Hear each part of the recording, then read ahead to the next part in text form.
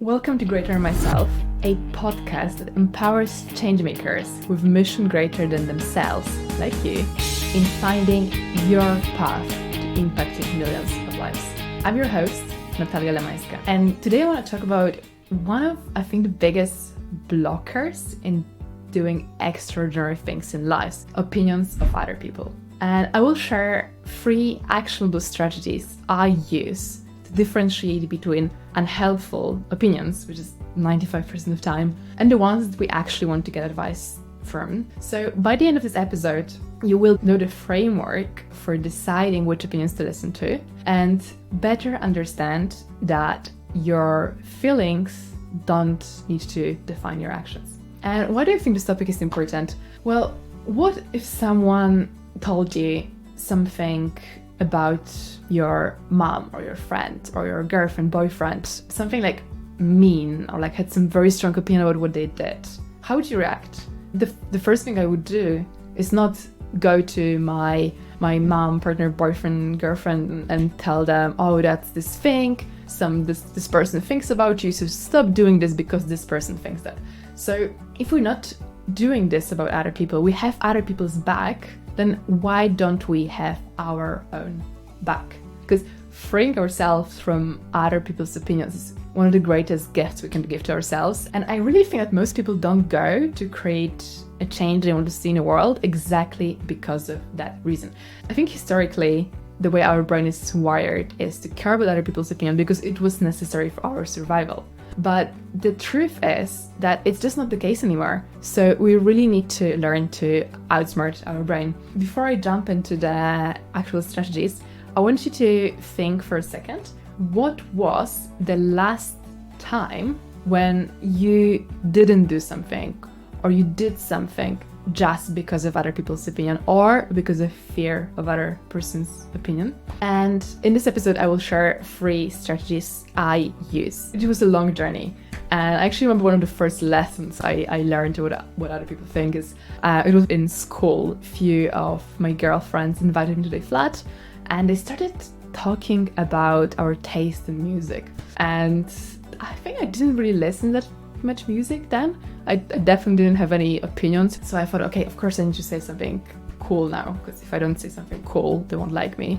So I came up with this name of the most cheesy Polish singer. And I said her name and they started laughing. They were like, what? You listen to her? Everyone's listening to Rihanna now. And that's when I learned that I should have said Rihanna. But I also learned that when I try to fit into other people's expectations, not only it's not serving me, but it just doesn't work. But luckily since then, I went through a long journey that I would love to share today with you. So strategy number 1 is remembering certain truths. And when I was listing those truths, I came up with like 7 main truths I always like to remember. One is most of the opinions of other people are actually imaginary. Like, we love to imagine what we do or what we wear or how we act, what are people gonna think about it.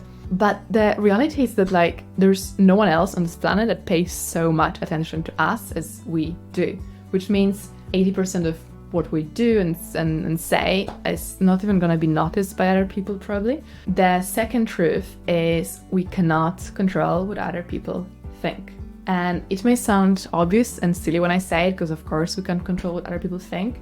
But when you think about it, like we so often try to act in ways that will impact how other people think about us, which is in a way trying to control them. But because we can't control them, we're really wasting our lives. An example could be how often we do things so that our parents feel proud.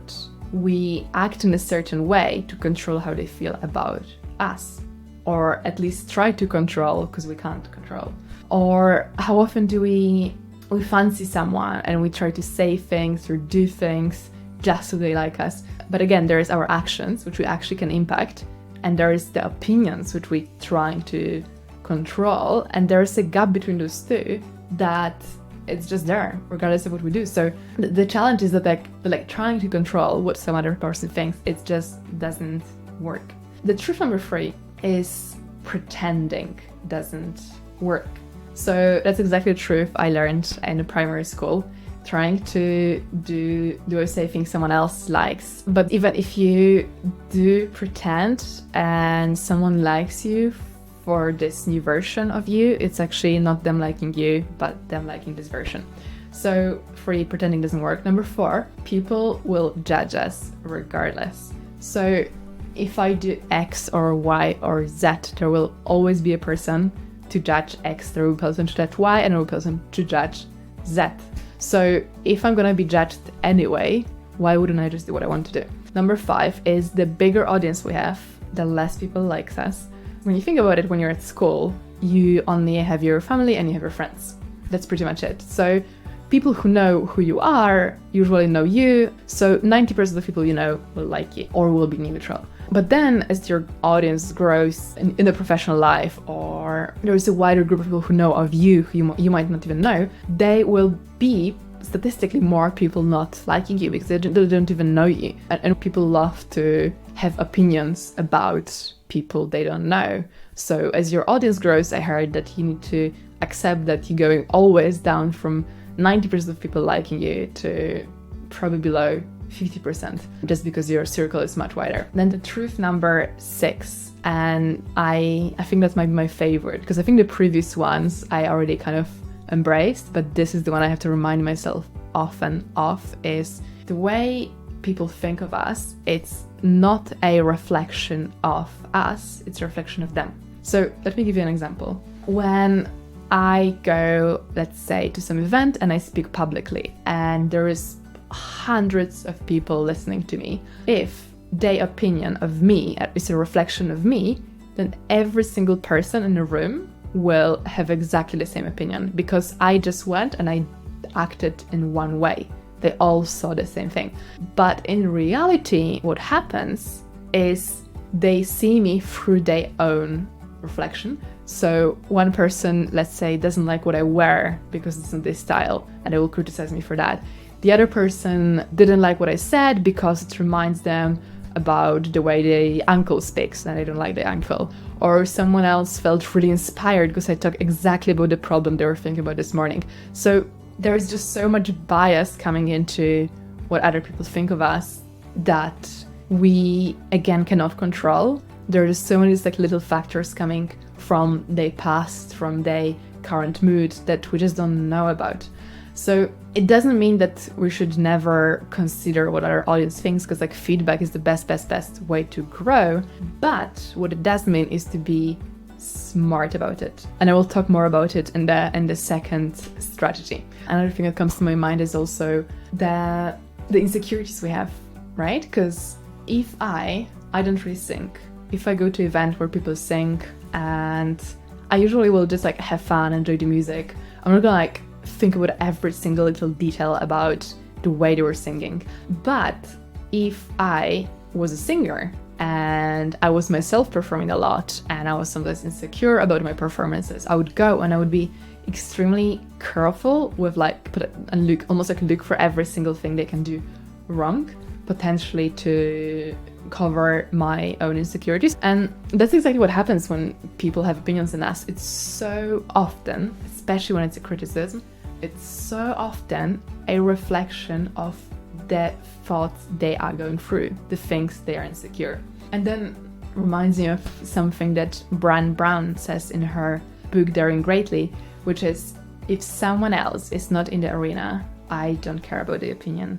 So what it means that there are always so many people who want to judge what we do, but don't have the courage to take the similar steps themselves. And again, those opinions coming from a place of insecurity, not helpful. And the last truth, number 7, is that opinions of other people don't hurt us. It's the meaning we give them that hurts us. So let's say someone comes to me and tells me, Natalia, I hate your red car. It's ridiculous. I'll be like, what are you talking about? I don't have a car, I don't have a red car, I don't drive.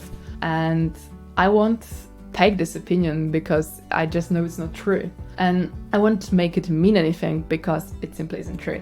So if there is some other area of my life that I know I'm confident. So to summarize, 1, majority of people's opinions are just imagined in our mind. 2, we cannot control our previous opinions.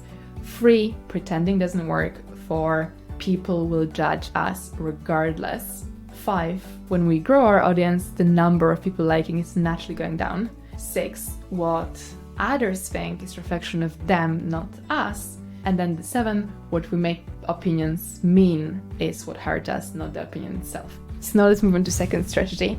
We know all these things about other people's opinions, but sometimes it is actually helpful to listen to what other people say, and knowing when to do it, it's golden. So I have this framework I usually go for if I'm unsure about whether I should listen to someone's opinion, which has 5 steps. Firstly, I ask myself, is this person coming from a good place? So do they want to help me? Are they loving? Are they caring? Or are they coming from a place of insecurity and judgment and feeling jealous? I recently had invited someone to my podcast, and as we talked more, I realized that it probably wouldn't be the right fit. So I mentioned that maybe it's not the best platform to talk. And then I got this long hate message from them, which a couple of years ago would probably be make me so emotional. But what I knew at the time is that this message really is coming from a place of insecurity for this person. And just knowing that allows us to be free from those opinions. So that's number 1, the source of the opinion. Number 2 is the expertise. So opinion from my mom, I know it's 99% of the time comes from actually a place of love. But if it's an opinion, let's say, on how I should do my business, then I probably will take it with a pinch of salt because it's not my mom's area of expertise. While if I ask her about how to be a great mom, then I would definitely want to listen to her opinion. So let's do the expertise. The step 3 is values. So someone can have our best interest in mind and have the expertise, but just is driven by different values. For me, one of the important values is being entrepreneurial, and maybe some of my friends or family who's cares about me deeply will give me different advice because they risk appetite is somewhat different than mine. Then number 4 is the insight. So if I assume that someone has my best interest, we're aligned on the values, I think they have expertise, and we still have different opinion about what I do or how I am, then they must have different insight. And I think in this step, what is important is to really taking some distance and being, what's the insight, without judging. What insight I have, what insight they have, and why they're not matching. And only when this is clear can make a decision about it. So the step number 5, the last step, is deciding. So I already know where they're coming from. I know what's the difference in our opinions, and maybe they had some insight I didn't have. Therefore, it just makes sense for me to change my opinion, and maybe I will decide to do so, or maybe I won't. And the last things I will say here is that I think it's always worth to check it with a friend if it's a big decision, because I think 90% of time when we have a problem with other people's opinions, it's because we care about them too much. But I think an interesting thing I noticed, especially with my friends who are very entrepreneurial, and also with myself sometimes, is that to be entrepreneurial and to really go for it, you need to have this mindset of I will just do it regardless of what other people think, which is great because it's hard to do anything as an entrepreneur without it. But the risk it comes with sometimes is that because we need to be so laser focused, we can really dismiss the opinions that do matter. That's why I think when things are really important, I would usually try to get an opinion of some other friend, because maybe I think this person who judged me is coming from a bad place or doesn't have expertise, blah blah blah, because I'm insecure, because I'm so set in my mind, and not because it's the truth. So that's when I can go and ask one of my friends, someone I love and trust, to help me distinguish, find the difference here. Another rule of thumb here is if I do something and it doesn't work and I go and do exactly the same thing again, despite of other people saying that maybe it's unhelpful, then that's also time when it's worth to reflect, because one thing is to try despite of what others think, but the other thing is to try, fail, and go and do exactly the same thing. So the questions I also would ask myself is what I'm doing aligned with how I want to show up in the world and my values? am I being smart about it? Am I really doing the best thing I can do to my knowledge right now? And lastly, like, am I adjusting to my action? Am I adjusting my actions to the results I'm getting, or am I doing the same mistakes over and over again? Lastly, strategy number 3, which is the quickest, simplest one, probably sometimes the hardest to implement, but our feelings don't need to drive our actions. So I can go through all of those previous stages and decide that I will not care about this person's opinion and have all the long list of why I shouldn't do it, why it doesn't make sense, it's not aligning with my values, yada yada, and still feel like guilty, uncomfortable, insecure with their opinion, and have this feeling of like wanting to do what they would want me to do. So the point here is that it's fine. We can feel this, and I feel this all the time. Like how often I decide that I will do something against the crowd, against what someone I know thinks, about what my family member thinks, and have this discomfort in me. And just being able to be comfortable with this, to just like sit down and be like, okay, it's just an emotion in my belly, I'm fine. I am logically deciding to do what I want to do, and I'm allowing my emotion to communicate to me. This is true to like any other negative feelings we might have, but I think really powerful here to just allow ourselves to sit through it. Before I summarize, let's remind ourselves quickly why it is important to master this point. Do you know anyone who's done like extraordinary things, like some icon you have, someone who really inspires you, that really gets paralyzed by other people's opinions? Probably not. Another reason is that if you want to do like entrepreneurial, really cool things, there's just like so much to worry about. Like so many things can go wrong with the way you do things, and there are so many risks around it. Like if on top of that we also worry about what this person X might think, then it's just like can't do anything really. And another reason is like how powerful and cool it is to give someone the permission to judge us. Like let them be, and we might still hear this criticism, but just being calm about it is like one of the coolest feelings ever. Lastly, like if we don't have our back, then who else will? I mean, I have your back, but I don't think it's enough if you don't have your own back. And this feeling of freedom and power going like through all of our bodies, as we can get comfortable with other people's opinions and not being impacted for them, is like tremendous. And I really would love everyone to have it, because I think this world would look so much different if we had the strategies and the abilities and the courage to do our own thing and be able to be wise about what other people think. So thanks so much for listening, and I really have your back to go and do your own thing, and I really hope that this episode helped you to feel empowered in doing your own thing. And have a great week. I will talk to you shortly.